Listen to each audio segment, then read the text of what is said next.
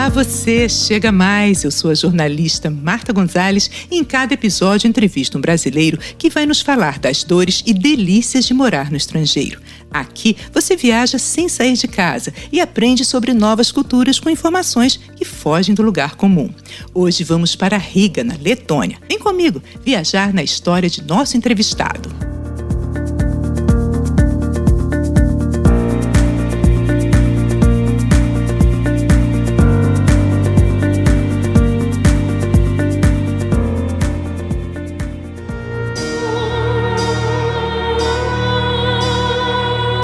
Letônia, Lituânia e Estônia são 3 pequenos países no nordeste da Europa banhados pelo Mar Báltico, daí serem conhecidos como países bálticos, e que integravam a extinta União Soviética. Hoje nós vamos viajar para a cidade de Riga, a capital da Letônia.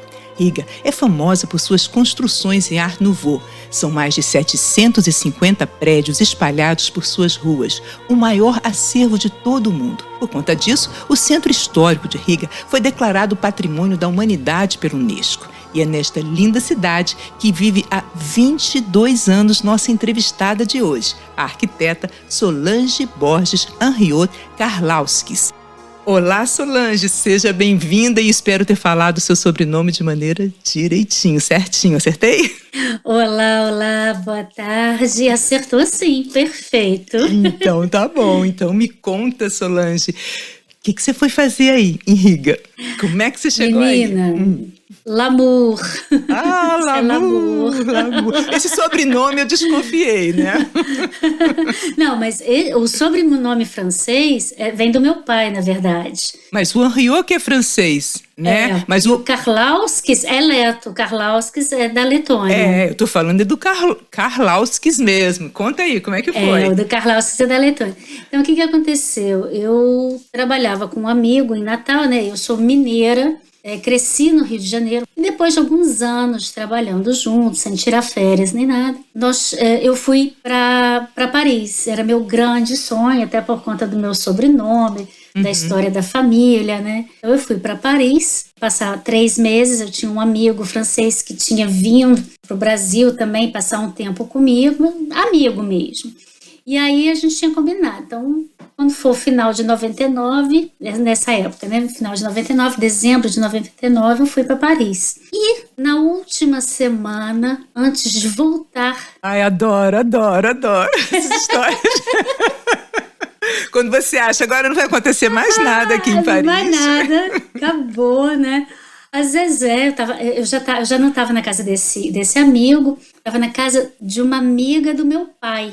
E a Zezé virou para mim e falou assim: Solange, tem uma abertura, né, um coquetel de abertura de uma vernissage que vai ter na galeria da Embaixada do Brasil. Vamos, vai ser legal e tal. Eu falei, vamos embora. E a gente de manhã já acordou com aquela história, né? Vamos na vernissage, não sei o quê.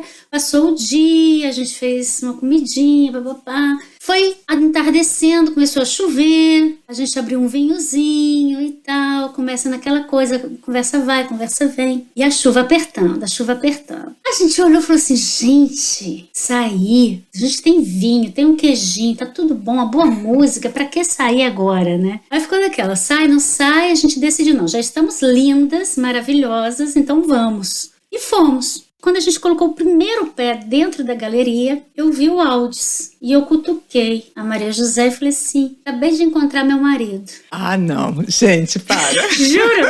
Juro por Deus. Aí, aquela coisa, ela falou, ai meu Deus, vamos ter casamento. Ela é doidinha, né? Ai, vamos ter casamento. Não, peraí, Solange, ela que é a doidinha, você entrou... Olhou pro cara que nunca tinha visto e falou, acabei de encontrar meu marido. Sei, a sua amiga é a doidinha. Tá bom, então vamos lá. Boa observação. Aí nos apresentaram, né, no meio da história e tal. E eu falei, não, eu tenho que conversar com ele de novo, porque ele ainda não sabe que vai casar comigo. Ah, bom, era um pequeno detalhe, lógico, mas... E eu não sei se você lembra, nessa época, em 99, dezembro de 99, quando eu fui para a França, o dólar estava 1 para 1. A gente ainda tinha o franco na França. E teve aquela crise, logo depois de dezembro, janeiro, teve aquela crise que virou 4 para 1. E nessa época, quando eu trabalhava em Natal com Marcelo Moura, a gente tinha um projeto super interessante dentro do escritório de arquitetura, que a gente organizava seminários para os arquitetos. Até que, quando em 99 a gente falou, a gente vai... Ele foi para Nova York, eu fui para Paris, né? E aí, na última reunião do seminário, né, dos patrocinadores, eles falaram assim, gente, vamos fazer um super seminário em 2000, que é a virada do século, né? E então, já que vocês estão viajando, vamos fazer contatos com estrangeiros, quem sabe. Quando eu encontrei o Aldis, já tinha acontecido a crise e esse projeto já estava suspenso, né? Porque não tinha ninguém que ia entrar em nenhum tipo de patrocínio na economia que estava aquela bagunça, né? Aquela crise enorme. E aí eu falei, não, mas o Aldis não sabe que a crise, né? Deu uma suspendida aí, uma suspensãozinha aí. Eu falei, não, o Aldis não está sabendo que o projeto está em pausa. Então eu falei com ele, olha, está adiado. Falei, escuta, porque ele era, quando eu o encontrei, ele era adido cultural na Embaixada da Letônia. Sim. E aí eu falei, não, olha, eu preciso te apresentar um projeto. E aí a gente conversando e tal, eu contei para ele em altas linhas, assim, né, a história dos seminários, do projeto, que ele não sabia que estava suspenso. Nem o projeto de casamento ele também não conhecia, quer dizer, ele tinha dois projetos. Ele não tinha a menor ideia. Esse ele ainda não tinha sido comunicado. E aí a gente se encontrou uma vez, conversamos, eu acho que meia hora sobre o projeto e passamos o resto da noite toda falando sobre a Letônia, o Brasil, sobre ele, sobre eu, e lá, tal. Mas não rolou nada. E aí depois a gente se encontrou mais uma vez. Eu sei que na terceira vez a gente já estava praticamente morando junto. Isso para mim foi uma coisa assim tão absurda. Porque eu sempre fui caretíssima. Eu sempre fui muito careta. Aí, não, mas peraí, você estava uma semana de vir, de voltar, não é isso? Aí, e no terceiro encontro você já falou, não, vou ficar, já estava... Não, aí o que aconteceu? Lá em cima tudo se resolve, você sabe, né? No universo, lá em cima o universo conspirando a favor. Justamente. E aí entraram em contato comigo dizendo que nesse ano ia acontecer o Le Bourget, que é uma grande feira de aviação que acontece na França, e que a Infraero precisava de uma arquiteta que falasse francês para poder administrar ali o stand deles. Então, juntou fome com a vontade de comer. Eu liguei pro Marcelo e falei, olha, Tchelo, tem essa, que era meu sócio, né? Falei, olha, tem essa proposta, mas assim, a resposta não é agora, porque eles têm que enviar a burocracia para poder pegar, né? Como é que chama? Contratar alguém, ela é longa. Mas nesse meio tempo, rolou aí um mês até que nada acontecia com relação ao Le Bourget, e eu falei com eles, eu falei, olha, eu já tô aqui há 4 meses, quer dizer, eu já tô inclusive fora do tempo permitido, né, que o permitido eram 3 meses. Então, se vocês não têm realmente uma posição, se vocês querem ou não, eu vou me embora, eu vou voltar pro Brasil. Mas nessa história, eu já estava com o Aldis, então a gente conversando, ele sabia da história toda e tal, eu falei, olha, tá acontecendo isso, eu realmente já tô sem grana, eu acho que, né, eu tô com meu sócio lá, as responsabilidades estão chamando e tal, então eu vou voltar. E a gente combinou que em novembro ele viria ao Brasil. Isso foi de manhã, né?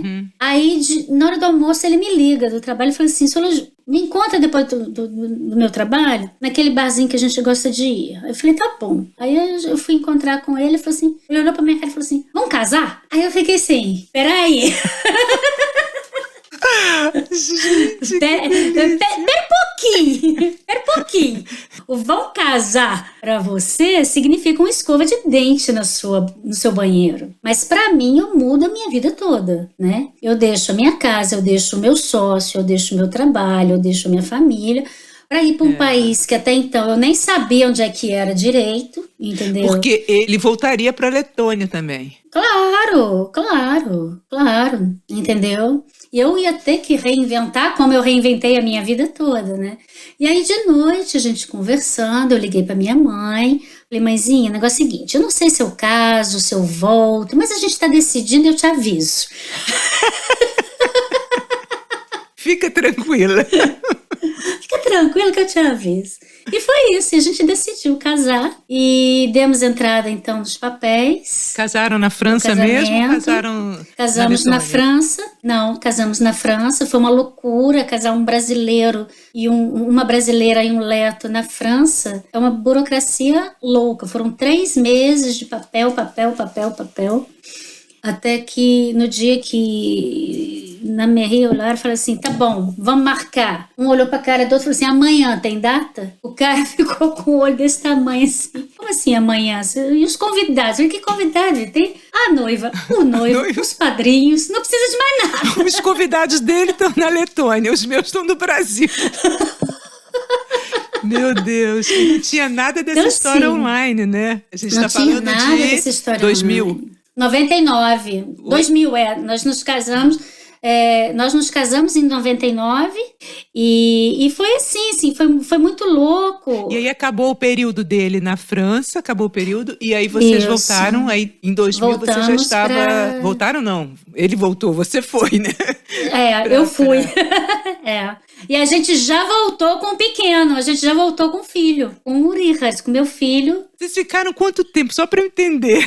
Vocês ficaram ainda na França, ainda morando um tempo. Ele ainda ficou lá 2 anos e meio. 2 anos e meio. 2 anos e meio. Tá. Uhum. Então nasceu um francesinho e aí foram... Nossa, e como é que foi chegar, Henrique? Porque a França é uma cultura mais próxima da gente, mas a Letônia não, né? É tudo muito diferente. Eu até estou surpresa com leto ou letão, né? Que a gente chama quem nasce lá.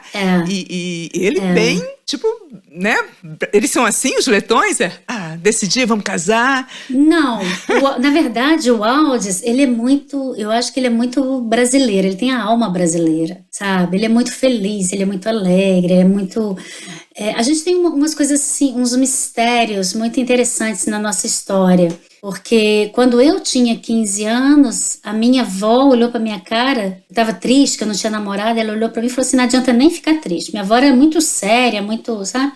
Não adianta ficar triste que você vai casar na França, você vai casar em Paris. Gente, que isso? Eu tinha 15 anos, E o meu marido, a mãe dele, ele sonhou com a mãe dele que já tinha falecido, e ela falou assim, vai estudar francês, que é isso que vai fazer a sua vida ir pra frente. E foi por causa do francês que a gente se encontrou. E ele sempre amou a cultura brasileira. Eles têm aqui na Letônia, é impressionante, eles têm as histórias de Narizinho traduzidas em leto, de Monteiro Lobato. Que coisa incrível isso! E ele leu as histórias de Narizinho e isso...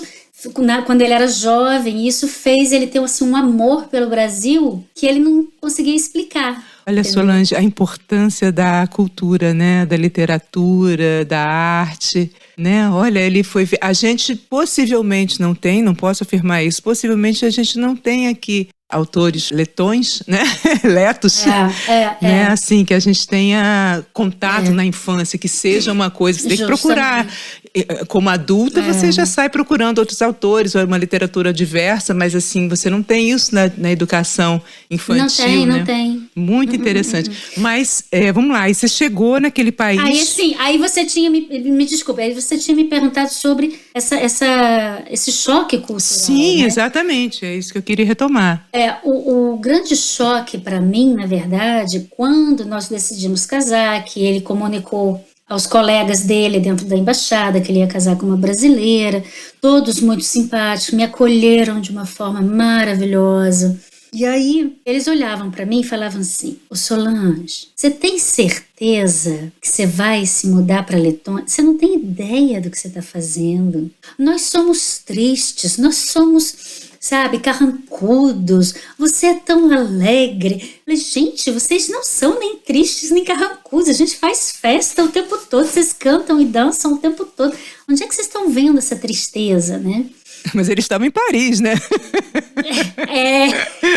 Mas assim, o que eu aprendi, na verdade, é que essa tristeza, ela se manifestava na sociedade em geral, não entre os amigos, né? Mas naquelas coisas que você tem que fazer no dia a dia e que você está à mercê de um vendedor, de um serviço de banco.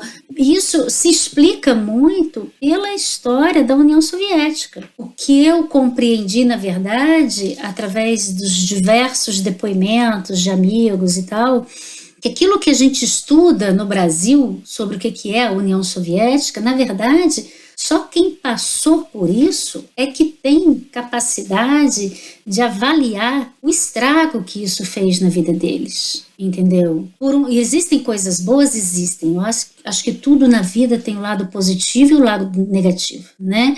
Por exemplo, na União Soviética era proibido ser desempregado. Não existia desemprego. Maravilha. Só que vamos supor, você é jornalista. Eles olhavam para você e falavam assim, você vai trabalhar na empresa, lá na fábrica de enlatados de peixe. Pouco importa que você é jornalista. Você vai para lá e o seu trabalho agora, a partir de hoje, é enlatar peixe. Ponto. Entendeu? Então, na época da União Soviética, ninguém precisava se preocupar em trocar uma lâmpada dentro dos prédios, né? Não existe, não é como no Brasil. Era o Estado que se ocupava. Quando a Letônia ficou, né, teve a sua independência novamente, por alguns anos foi uma confusão muito louca, porque ninguém estava acostumado a trocar a lâmpada do corredor. Quem vai trocar? Por que eu vou trocar? Eu não vou trocar. O meu maior choque foi nesse sentido, porque você, por exemplo, eu ia num restaurante com Audis, o garçom, ele dava o menu, né, como é que chama? O cardápio? O cardápio mesmo, é. E aí ele falava assim, vai demorar muito para escolher ou o quê? Entendeu? Então assim, esse show, porque eles não queriam mais servir ninguém, sabe? E a Letônia, dentro dos 3 países bálticos, foi aquele que teve o maior índice de invasão russa dentro dos 3. Até a população tem muitos russos ainda, né? Até hoje tem muitos russos e até hoje tem muito... Na verdade, a situação deles é bem delicada, porque eles não são nem letos nem russos. Aqui existe uma coisa que é o passaporte que te identifica como indivíduo, mas não te dá a cidadania, que é o que uma grande parte desses russos tem. Por quê? Porque eles se recusam a aprender a língua, a se integrar, né? A partir do momento que a Letônia ela teve a independência... Foi o quê? 91, não é isso? 1991? 91. Então, foi declarado que todo cidadão que aqui estiver e que quiser obter a nacionalidade, né, e a cidadania leta, ele pode fazer isso, então ele tem que passar por uma prova de línguas, por uma prova de história, né, e eles se recusam a fazer isso. Então, essas pessoas, elas têm o passaporte que apenas os identifica como indivíduo, mas eles não têm direitos como cidadão. Nossa, que situação... É muito louco, muito louco. Mas é uma escolha, Eu, por exemplo, eu não tenho a cidadania leta, porque eles não admitem a cidadania dupla. A dupla cidadania, mas eu tenho a permissão de habitação permanente, mas para isso eu tive que fazer uma prova de língua para falar das minhas capacidades de me comunicar no país. E você fala então letão, você sabe falar? Eu falo. E é uma língua bem difícil, não? É bem complicada. Você já passou algum sufoco aí por conta disso? Várias. Eu tenho uma muito engraçada que eu fui Aqui tem uma salada que eles chamam, né? Que é o que a gente chama de maionese. Eles chamam aqui de rossol. Então, o meu marido faz um rossol e que ele adaptou para o meu gosto e tal. Então, ele não coloca umas carnes daqui, umas coisas. Ele bota só as coisinhas que eu gosto, né? E uma dessas coisinhas é o petit pois, né? A ervilha. E ervilha, em leto, ela é muito parecido com aranha. Então, eu fui na loja e pedi uma latinha de aranhas. Eu olhava com o olho desse tamanho, falei assim, o que a senhora quer? Falei, aranhas, para colocar na salada. A mulher me olhava e falou assim, você come aranhas na salada? Menina, mas quem não come aranha na salada? Fica uma delícia. Então, assim, tem umas situações assim, engraçadíssimas, Solange, sabe? você arranhando a imagem dos Brasil aí afora. Aquele povo come aranha. Aquele... Já acham que a gente vive, né, no meio da floresta. No meio da floresta. Agora, não, além disso, eles comem aranha. Gente, mas assim, eu tenho muitas histórias. Teve uma muito engraçada também, que eu não falava quase nada ainda, mas eu queria ligar para uma amiga nossa, que ela é leta, mas falava francês, né? Assim, o meu problema era chegar até ela. Então, meu marido me ensinou em letão para falar: bom dia, por favor, eu gostaria de falar com Ieva Slava. Fala esse letão, só para eu pegar a sonoridade, por favor. Só para a gente sentir aqui como é a sonoridade da língua. Tá. Labdien, varet palukt, Ieva Slava. No meu script, né, ela ia passar para Ieva e acabou. E eu ia falar com Ieva. O que a senhora me faz? Ela pergunta, Casfinho Praça. Ah, sim, Casfinho Praça. Perfeito! Yes! Ela me pergunta, Casfinho Praça. E eu assim, meu Deus, isso não tá no script. O que eu vou responder? Eu não sei o que ela me falou. Aí eu dei uma de doida. Eu repeti a minha frase. Desde o bom dia, né? Labrinha, vareta. Igual um... Como é que chama? Um disco arranhado. Aí eu, Labdien, varet paluk, Slava. Aí ela repete a pergunta. Aí eu falei, bom, eu não vou conseguir sair dessa. E a única coisa que eu sabia mais em letão é o que significa e a palavra.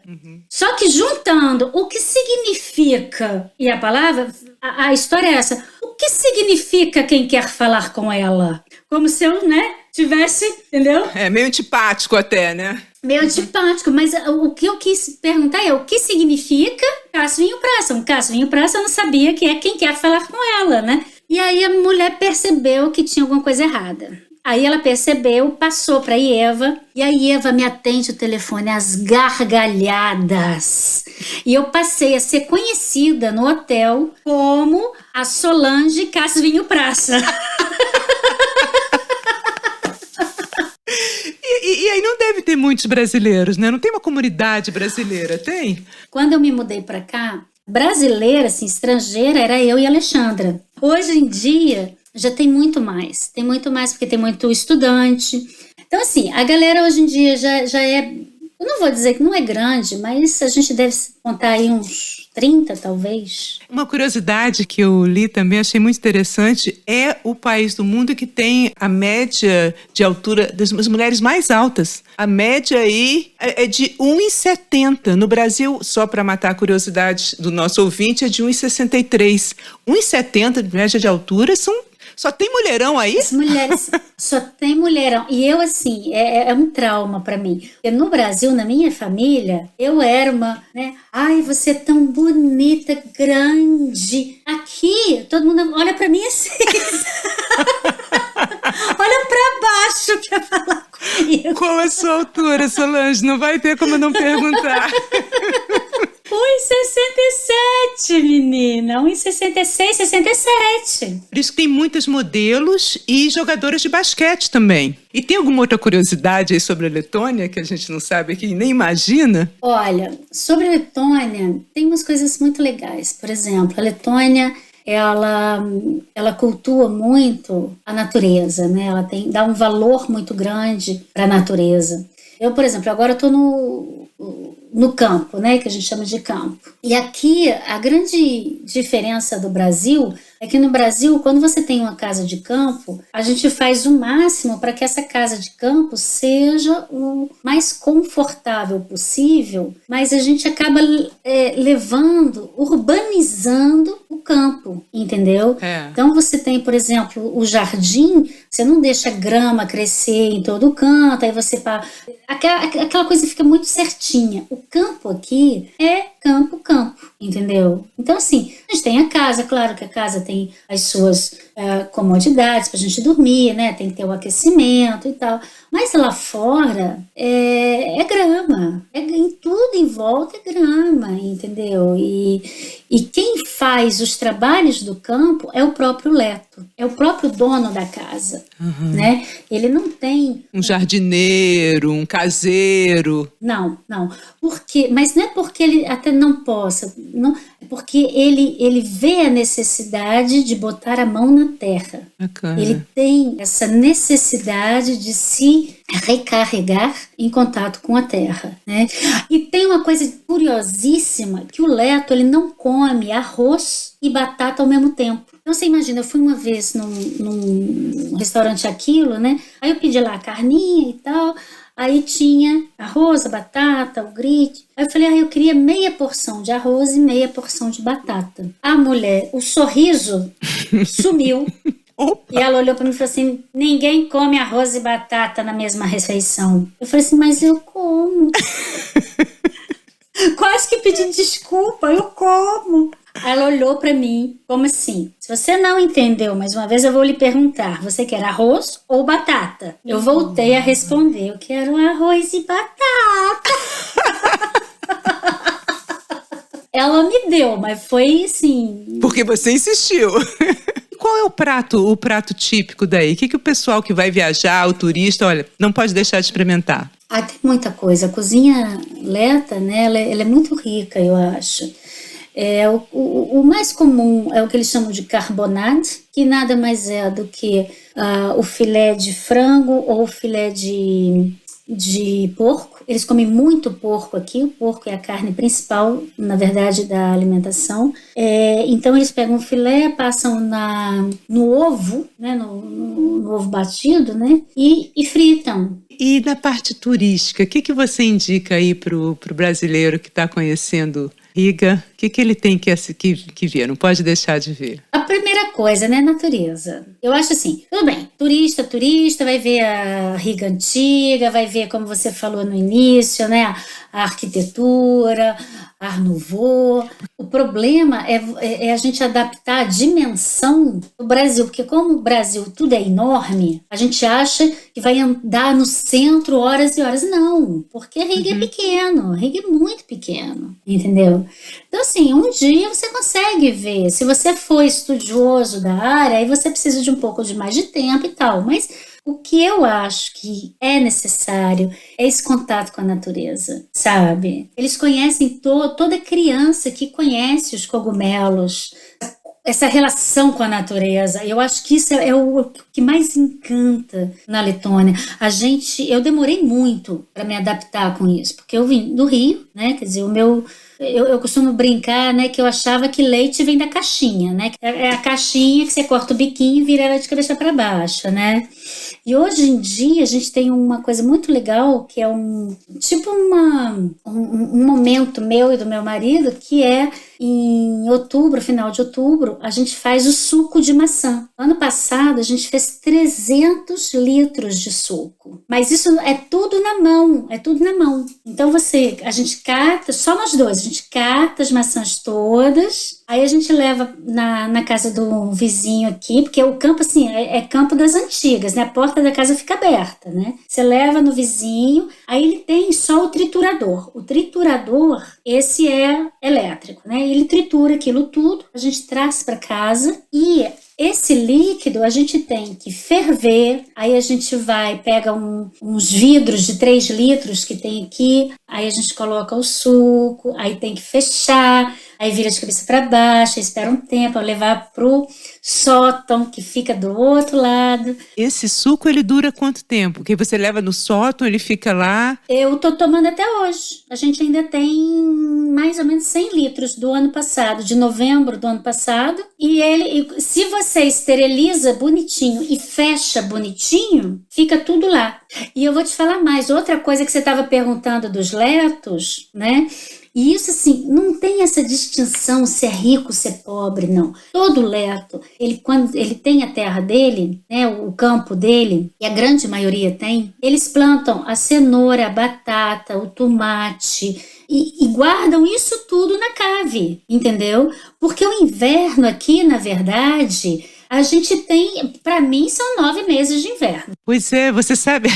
Diz que à noite sempre faz um friozinho, mas a temperatura máxima que teve ano passado foi no verão, que chegou a 34 graus. E a temperatura mínima foi no inverno, que chegou a menos 34. É frio. Para quem cresceu no Rio de Janeiro e depois se mudou para Natal, gente, isso é frio demais, entendeu? Solange, e como é que você mata a saudade do Brasil? E fora você matar a saudade de família, né? Você quer matar a saudade de cultura, porque cultura é o que segura a gente, né? Aquilo que nos mantém firme, né?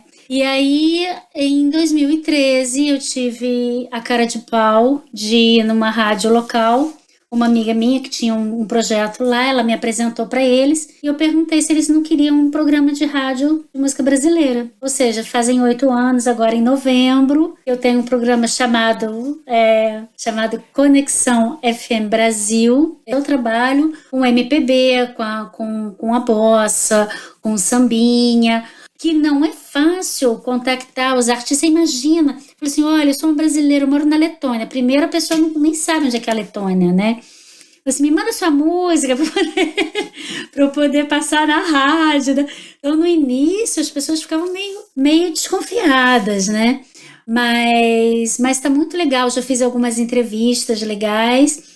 E um dos frutos do programa da rádio, que é muito legal, em 2018 a gente conseguiu fazer o primeiro Brazilian Baltic Festival na Letônia, em Riga. E o festival ele tem, na verdade, uma cara meio diferente, porque o que a gente procura fazer é justamente interagir com os artistas, né, os letos e os brasileiros. Em 2018, a gente teve uma menina que tinha 11 anos, que ela cantou em português.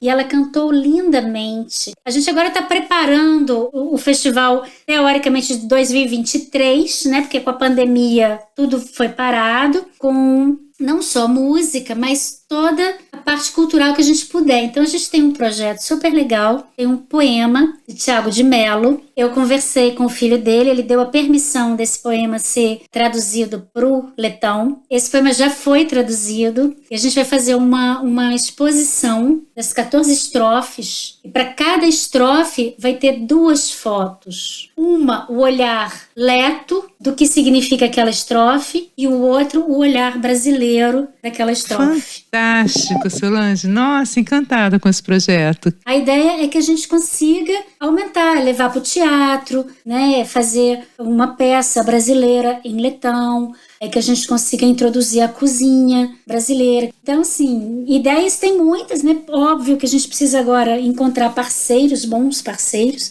mas cultura é tudo, né? Aqui na Letônia é muito legal isso. Eles respeitam muito a cultura. Aqui tem um festival de canto e dança, os corais, quando eles se reúnem, mas é assim, é um estádio só de músicos, só de cantores, de coral. É que a cultura é muito forte, a cultura do canto aí é muito forte, né? E o que é mais importante, que eu espero muito que o Brasil entenda a importância da educação musical dentro da história, da escola, sabe? A música, ela traz muita coisa, ela traz disciplina, ela ajuda na matemática, ela é muito importante no próprio desenvolvimento da pessoa, né? Então, é transformador. Muito bacana, muito bacana. A gente encerra até aqui o nosso podcast com esse convite, né? Com esse convite para quem for. Faça você o convite para os brasileiros que estão aqui te ouvindo. E quem tiver o interesse, então, na internet pode encontrar naba.lv, né? E ali tem Radiums, que significa programas. E aí, a partir do momento que vocês entram no Conexão FM Brasil, vocês já tem tudo português e letão, porque aí sou eu que atualizo a página, então eu faço questão de escrever em português e letão. E quem que tiver interesse no Brazilian Baltic Festival, a gente também tem o nosso YouTube do Brazilian Baltic Festival. E venham visitar a Letônia, que vale a pena. É muito bonito. Só não venham no inverno. Valeu, gente. Foi bom demais ter você comigo neste episódio. Eu vou adorar se você entrar em contato. Me segue lá no Instagram, @brasileiroslongedecasa, ou escreve para brasileiroslongedecasa@gmail.com. Eu espero você no próximo episódio. Tchau!